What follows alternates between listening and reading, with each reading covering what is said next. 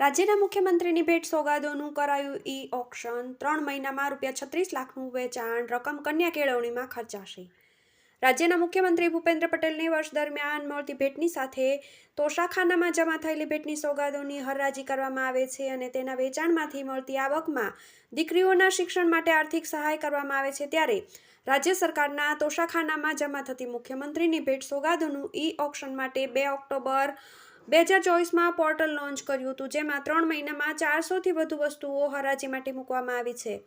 મુખ્યમંત્રી ભેટ સોગાદોનું ઓનલાઈન વેચાણ રાજ્યના મુખ્યમંત્રી ભૂપેન્દ્ર પટેલને ભેટમાં મળતી વસ્તુઓના ઓનલાઈન પ્લેટફોર્મ લોન્ચ કરવામાં આવ્યું છે, જેમાં રાજ્ય સરકારની તોશાખાનાની ભેટ સોગાદનું ઓનલાઈન માધ્યમથી ઈ-ઓક્શન કરીને તેના વેચાણમાંથી ઊભી થતી આવકને કન્યા કેળવણીમાં ઉપયોગમાં લેવામાં આવે છે। જેમાં ઓક્ટોબરથી ડિસેમ્બર 2024 સુધીના 3 મહિનામાં આ પોર્ટલ પર 400 જેટલી વસ્તુઓ મૂકવામાં આવી હતી, જેમાંથી 181 વસ્તુઓનું વેચાણ થયું, જેની કુલ 36.97 લાખથી વધુ રૂપિયા મળ્યા હતા। ઈ-ઓક્શન થકી મેળવેલી રકમને કન્યા કેળવણી નિધિમાં જમા કરાવવામાં આવી।